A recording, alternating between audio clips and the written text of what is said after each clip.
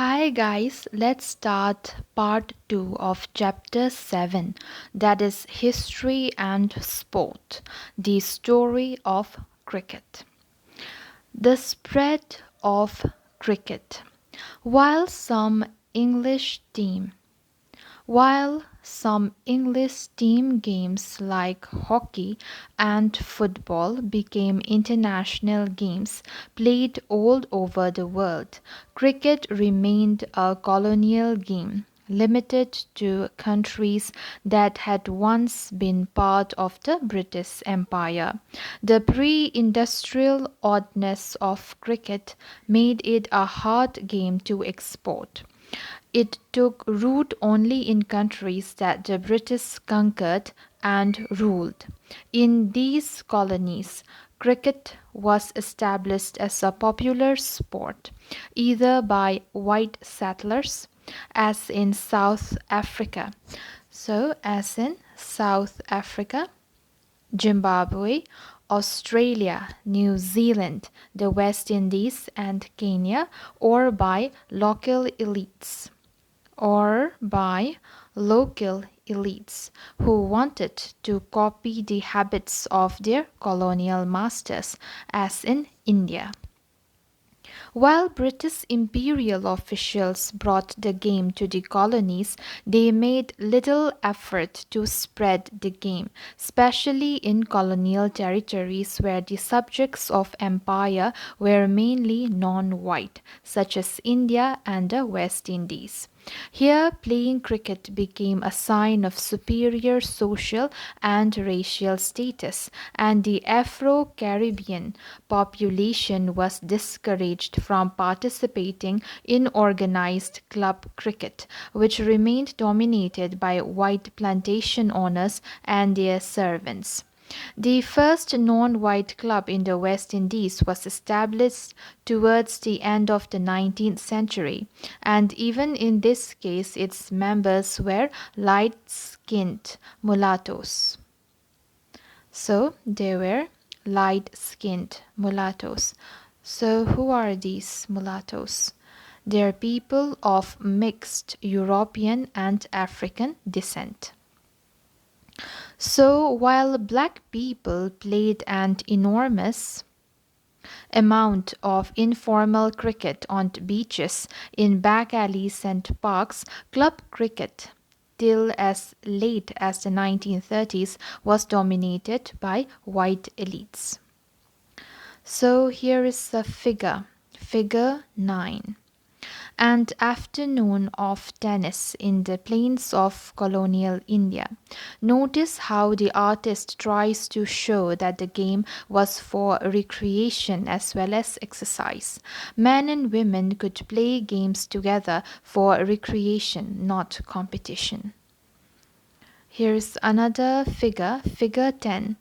A leisurely game for recreation being played against the backdrop of the Himalayas. The only Indians in the picture seem to be the servants seen near the pavilion. Despite the exclusiveness of the white cricket elite in the West Indies, the game became hugely popular in the Caribbean. Success at cricket became a measure of racial equality and political progress. So, success at cricket became a measure of racial equality and political progress. At the time of their independence, many of the political leaders of Caribbean countries like Forbes Burnham and Eric Williams saw in the game a chance for self-respect and international standing. When the West Indies won in its first Test series against England in 1950, it was celebrated as a national achievement, as a way of demonstrating that West Indies were the equals of white Englishmen. There were two ironies to this great victory. One, the West Indian team that won was captained by a white player. The first time a black player led the West Indies Test team was in 1960 when Frank Worrell was named captain, and two, the West Indies cricket team represented not one nation but several dominions that later became independent countries. The Pan West Indian team that represents the Caribbean region in international Test cricket is the only exception to a series of unsuccessful efforts to bring about West Indian unification. Here's a figure 11, a rough and ready cricket game being played by Indians in a village in the Himalayas, 1894. In contrast to figure 10, notice the homemade wickets and bat carved out of rough bits of wood. So they are all homemade. Here's another figure 12. Larry Constantine, one of the best known cricketers of the West Indies. Cricket fans know that watching a match Cricket fans know that watching a match involves taking sides. In a Ranji Trophy match, when Delhi plays Mumbai, the loyalty of spectators depends on which city they come from or support. When India plays Australia, the spectators watching the match on television in Bhopal or Chennai feel involved as Indians. They are moved by nationalist loyalties. But through the early history of Indian first class cricket, teams were not organized on geographical principles, and it was not till 1932 that a national team was given the right to represent India in a test match. So, it was not till 1932 that the national team was given the right to represent India in a test match. So, how were teams organized, and in the absence of regional or national teams, how did cricket fans choose sides?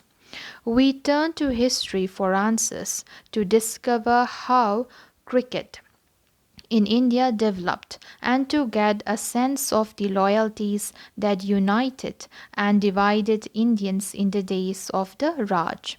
We have a new word, dominion, self-governing areas under the control of the British Crown.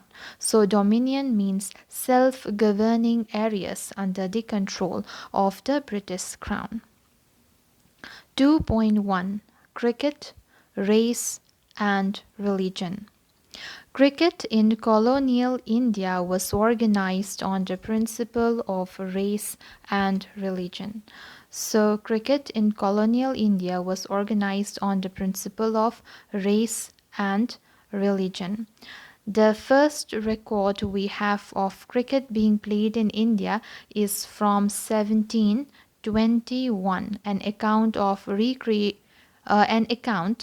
recreational cricket played by English sailors in Cambay.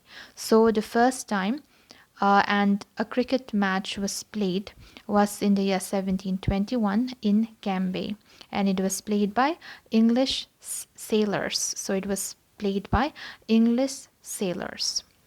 The first Indian club, the Calcutta Cricket Club. So the first Indian club, the Calcutta Cricket Club, was established in 1792. Through the 18th century, cricket in India was almost wholly a sport played by British military men and civil servants in all white clubs and gymkhanas. Playing cricket in the privacy of these clubs was more than just fun. It was also an escape from the strangeness, discomfort, and danger of their stay in India. Indians were considered to have no talent for the game and certainly not meant to play it, but they did. The origins of Indian cricket, that is, cricket played by Indians, are to be found in Bombay. So, the origins of Indian cricket, that is, cricket played by Indians, are to be found in Bombay, and the first Indian community to start playing the game was the small community of Zoroastrians, the Parsis. Brought into close contact with the British because of their interest in trade and the first Indian community to westernize, the Parsis founded the first Indian cricket club, the Oriental Cricket Club in Bombay, in 1848. Parsi clubs were funded and sponsored by Parsi businessmen like the Tatas and Wadias. The white cricket elite in India offered no help to the enthusiastic Parsis. In fact, there was a quarrel between the Bombay Gymkhana, a whites only club, and Parsi cricketers over the use of a public park. The Parsis complained that the park was left unfit for cricket because the polo ponies of the Bombay Gymkhana dug up the surface. When it became clear that the colonial authorities were prejudiced in favor of their white compatriots, the Parsis built their own gymkhana to play cricket in. So they built their own gymkhana to play cricket in. The rivalry between the Parsis and the racist Bombay Gymkhana had a happy ending for these pioneers of Indian cricket. A Parsi team beat the Bombay Gymkhana at cricket in 1889, just 4 years after the foundation. Just 4 years after the foundation of the Indian National Congress in 1885, an organization that was lucky to have amongst its early leaders the great Parsi statesman and intellectual Dadabhai Nauroji. Figure 13. The Parsi team, the first Indian cricket team to tour England in 1886. Note that along with the traditional cricket flannels, they wear Parsi capes. The establishment of the Parsi Gymkhana became a precedent for other Indians who in turn established clubs based on the idea of religious community. So, precedent, previous action, which provides a reason to repeat it. By the 1890s, so what happened by the 1890s? By the 1890s, Hindus and Muslims were busy gathering funds and support for a Hindu Zimkhana and an Islam Zimkhana. The British did not consider colonial India as a nation. They saw it as a collection of caste and races and religious communities and gave themselves the credit for unifying the subcontinent. In the late 19th century, many Indian institutions and movements were organized around the idea of religious community because the colonial state encouraged these divisions and was quick to recognize communal institutions. For example, the governor of the Bombay Presidency, while dealing with an application from the Islam Gymkhana for land on Bombay's seafront, wrote, "We can be certain that in a short time we shall get a similar application from some Hindu gymkhana. I don't see how we are to refuse these applications, but I will refuse any more grants once a gymkhana has been established." by each nationality. Emphasis added means by each nationality. Okay. It is obvious from this letter that colonial officials regarded religious communities as separate nationalities. Applications that used the communal categories favored by the colonial state were, at this letter, shows more likely to be approved. This history of Gymkhana cricket led to first class cricket being organized on communal and racial lines. The teams that played colonial India's greatest and most famous first class cricket tournament did not represent reason. So they did not represent reason as teams in today's Ranji Trophy currently do, but religious communities. So the teams that played colonial India's greatest and most famous first-class cricket tournament did not represent reasons, as teams in today's Ranji Trophy currently do, but religious communities. So the teams in the cricket tournament, they represent religious communities and not regions. The tournament was initially called the Quadrangular. So the tournament was initially called the Quadrangular because it was played by four teams: the Europeans, the Parsis, the Hindus, and the Muslims. It later became the Pentangular when a fifth team was added, namely the rest, which comprised all the communities left over, such as the Indian Christians. For example, Vijay Hazare, a Christian, played for the rest. By the late 1930s and early 1940s, journalists, cricketers, and political leaders had begun to criticize the racial so they criticized the racial and communal foundations of the Pentangular tournament. The distinguished editor of the newspaper, the Bombay Chronicle, S.A. Brelvi, the famous radio commentator, A.F.S. Talyar Khan, and India's most respected political figure Mahatma Gandhi condemned the Pentangular as a communally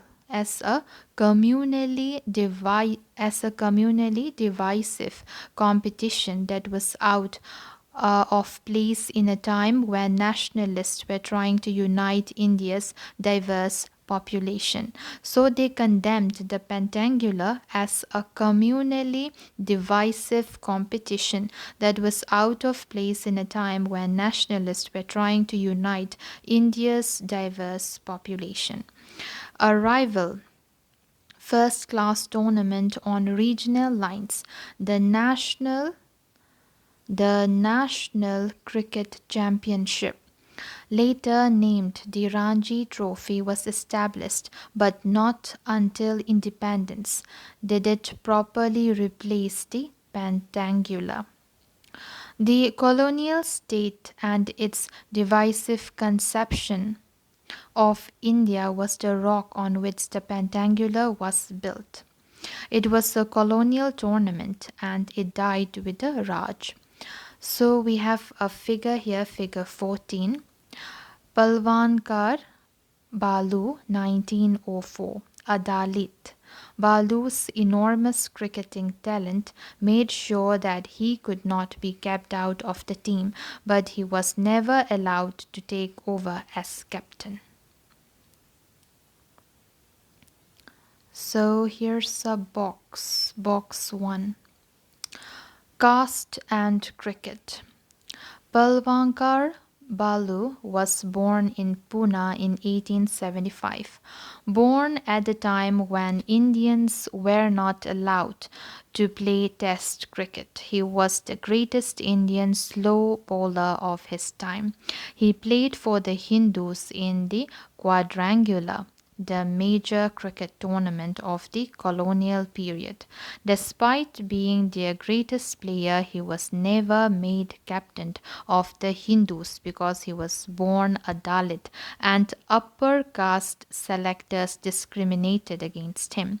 But his younger brother, Vithal, a batsman, did become captain of the Hindus in 1923 and led the team to a famous victory against the Europeans. Writing to a newspaper, a cricket fan made a connection between the Hindus' victory and Gandhiji's war on untouchability. The Hindus' brilliant victory was due more to the judicious and bold step of the Hindu Gymkhana in appointing Mr. Vithal, brother of Mr. Balu, premier bowler of India, who is a member of the untouchable class, to captain the Hindu team. The moral that can be safely drawn from the Hindus' magnificent victory is that removal of untouchability would lead to Swaraj, which is the prophecy of the Mahatma. A corner of a foreign field by Ramachandra Guha. The modern transformation of the game. Modern cricket is dominated by Test and One-Day internationals played between national teams. The players who become famous, who live on in the memories of cricket's public, are those who have played for their country. The players Indian fans remember from the era of the pentangular and the quadrangular are those who were fortunate enough to play Test cricket. C.K. Nayudu, an outstanding Indian batsman. So he was an outstanding Indian batsman of his time, lives on in the popular imagination when some of his great contemporaries like Balvankar Vithal and Balvankar Balu have been forgotten because his career lasted long enough for him to play Test cricket for India while theirs did not. Mahatma Gandhi and colonial sport. Mahatma Gandhi believed that sport was essential for creating a balance between the body and the mind. However, he often emphasized that games like cricket and hockey were imported into India by the British and were replacing traditional games. Such games as cricket, hockey, football, and tennis were for the privileged, he believed. They showed a colonial mindset and were a less effective education than the simple exercise of those who worked on the land.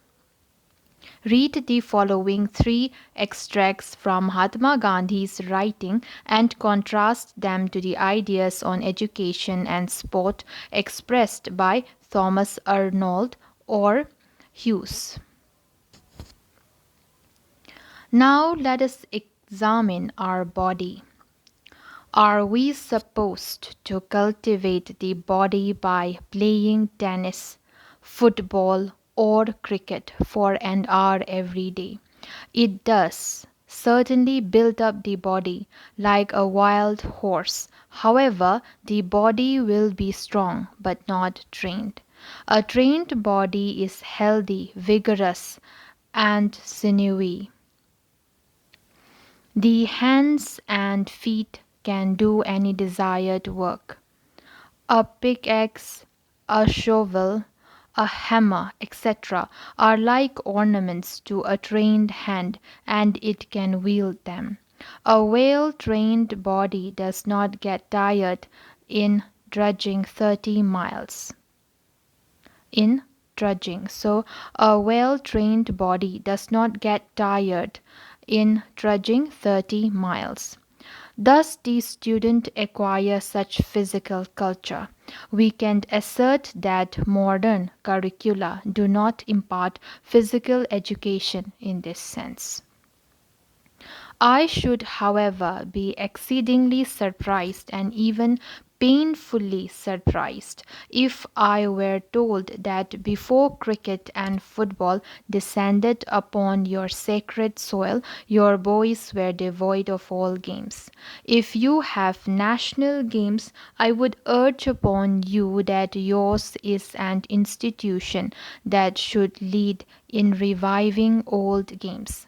I I know that we have in India many noble indigenous games just as interesting and exciting as cricket or football, also as much attended with risk as football is, but with the added advantage that they are inexpensive because the cost is practically next to nothing.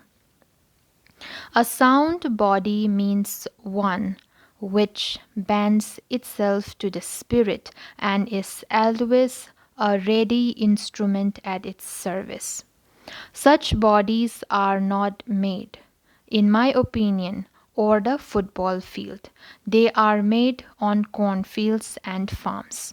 I would urge you to think this over, and you will find innumerable illustrations to prove my statement. Our colonial born Indians are carried away with this football and cricket mania. These games may have their place under certain circumstances, but do we not take the simple fact into consideration that the vast majority of mankind who are vigorous in the body and mind are simple agriculturists? That they are strangers to these games, and they are the salt of the earth. Okay, then. Even though Nayudu was past his cricketing prime when he played for India in its first test matches against England starting in 1932. His place in India's cricket history is assured because he was the country's first test captain. India entered the world of test cricket in 1932. So India entered the world of Test cricket in 1932, a decade and a half before it became an independent nation. This was possible because Test cricket from its origin in 1877 was organized as a contest between different parts of the British Empire, not sovereign nations.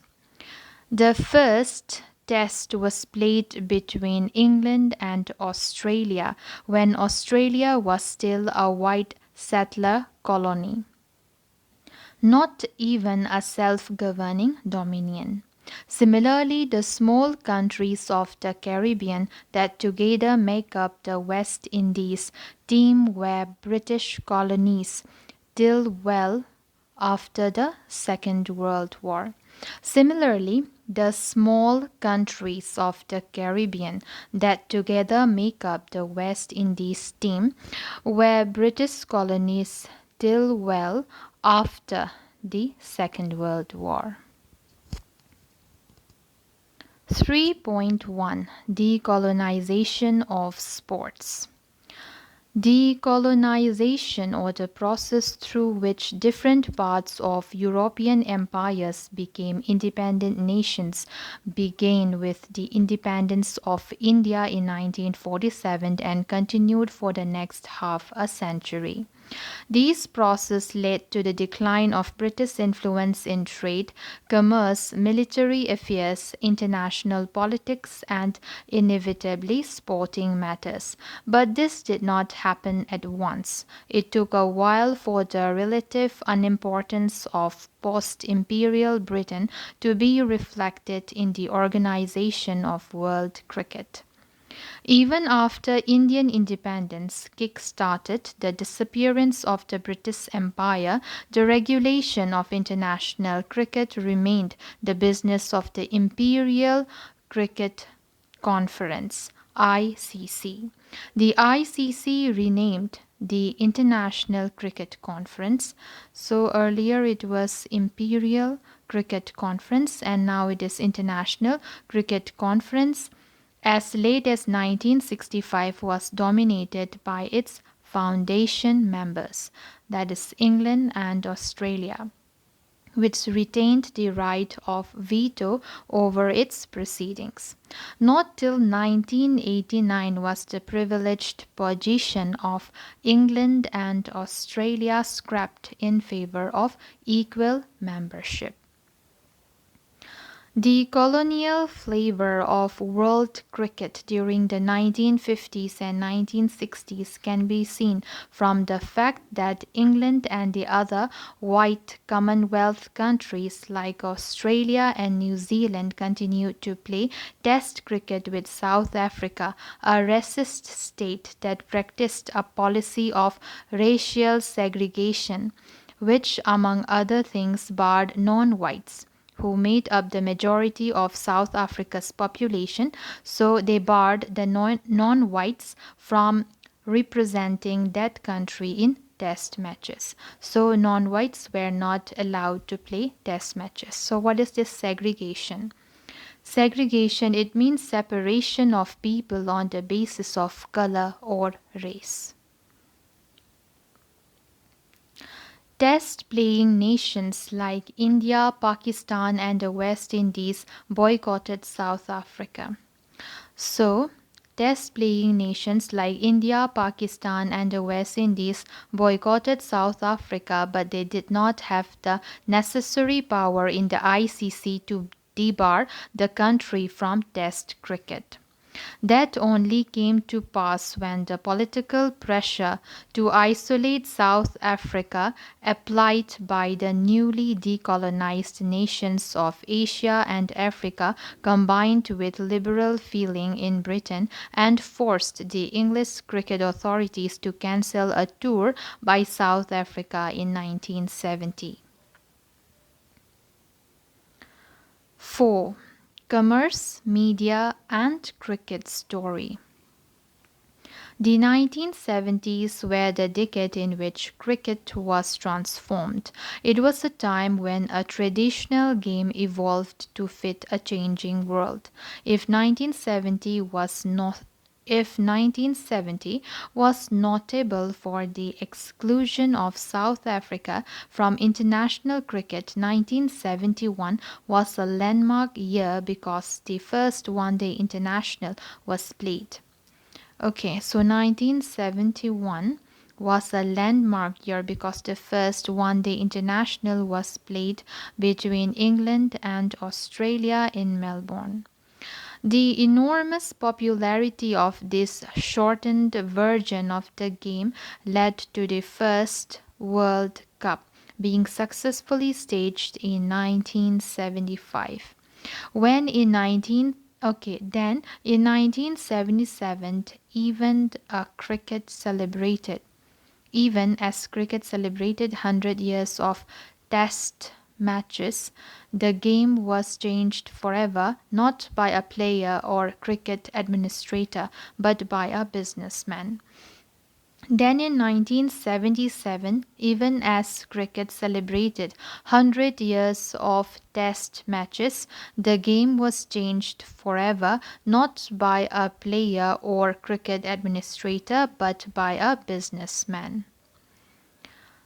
Gary Becker, an Australian television tycoon who saw the money-making potential of cricket as a televised sport, signed up 51 of the world's leading cricketers against the wishes of the national cricket boards and for about 2 years staged unofficial test and one-day internationals under the name of World Series Cricket.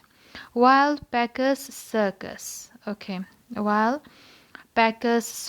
as it was then described, folded up after 2 years, the innovations he introduced during this time to make cricket more attractive to television audiences endured and changed the nature of the game. Colored dress, protective helmets, field restrictions, cricket under lights became a standard part of the post-Packer game. Crucially, Packer drove home the lesson that cricket was a marketable game which could generate huge revenues. Cricket boards became rich by selling television rights to television companies. Television channels made money by selling television spots to companies who were happy to pay large sums of money to air commercials for their products to cricket's captive television audience. Continuous television coverage made cricketers celebrities who, besides being paid better by their cricket boards, now made even larger sums of money by making commercials for a wide range of products from tires to colas on television. Television coverage changed cricket. So the television coverage changed cricket. It expanded the audience for the game by beaming cricket into small towns and villages. It also broadened cricket's social base. Children who had never previously had the chance to watch international cricket because they lived outside the big cities where top level cricket was played could now watch and learn by imitating their heroes. The technology of satellite television and the worldwide reach of multinational television companies created a global market for cricket. Matches in Sydney could now be watched live in Surat. This simple fact shifted the balance of power in cricket, a process that had been begun by the breakup of the British Empire was taken to its logical conclusion by globalization. This simple fact shifted the balance of power in cricket, a process that had been begun by the breakup of the British Empire was taken to its logical conclusion by globalization. Since India had the largest, okay, since India had the largest viewership for the game amongst the cricket playing nations and the largest market in the cricketing world, the game's center of gravity shifted to South Asia. This shift was symbolized by the shifting of the ICC headquarters from London to tax-free Dubai. A more important sign that the center of gravity in cricket has shifted away from the old Anglo Australian axis is that innovations in cricket technique in the recent years have mainly come from the practice of subcontinental teams in countries like India, Pakistan, and Sri Lanka. Pakistan has pioneered two great advances in bowling, the dusra and the reverse swing. Both skills were developed in response to subcontinental conditions. The dusra to counter aggressive batsmen with heavy modern bats who were threatening to make finger spin obsolete, and reverse swing to move the ball in on dusty, unresponsive wickets under clear skies. Initially, both innovations were greeted with great suspicion by countries like Britain and Australia, which saw them as an underhanded, illegal bending of the laws of cricket. In time, it came to be accepted that the laws of cricket could not continue to be framed for British or Australian conditions of play, and they became part of the technique of all bowlers everywhere in the world. 150 years ago, the first Indian cricketers, the Parsis, had to struggle to find an open space to play in. Today, the global marketplace has made Indian players the best paid, most famous cricketers in the game, men for whom the world is a stage. The history that brought about this transformation was made up of many smaller changes. The replacement of the gentlemanly amateur by the paid professional, the triumph of the one day game as it overshadowed Test cricket in terms of popularity, and the remarkable changes in global commerce and technology. The business of history is to make sense of change over time. In this chapter, we have followed the spread of a colonial sport through its history and tried to understand how it adapted to a post colonial world. Here's a new word, obsolete, meaning no longer in use. Here's a box, box 2. Hockey, India's national game. Modern hockey evolved from traditional games once current in Britain. Amongst its sporting ancestors, hockey can count the Scottish game called shinty, the English and Welsh game called bandy, and Irish hurling. Hockey, like many other modern games, was introduced into India by the British Army in colonial times. The first hockey club in India was started in Calcutta in 1885 to 1886. India was represented in the hockey competition of the Olympic Games for the first time in 1928. India reached the finals, defeating Austria, Belgium, Denmark, and Switzerland. In the finals, India defeated Holland by 3 goals to 0. The brilliance and skill of players like the great Dhyan Chand brought India a string of Olympic gold medals between 1928 and 1956. India won gold medals in 6 consecutive Olympic Games. During this golden age of Indian dominance, India played 24 Olympic matches and won them all, scored 178 goals at an average of 7.43 goals per match, and conceded only 7 goals. The 2 other gold medals for India came in the 1964 Tokyo Olympics and the 1980 Moscow Olympics. Box 3. Polo was greatly favored as a game suitable for military and athletic young men.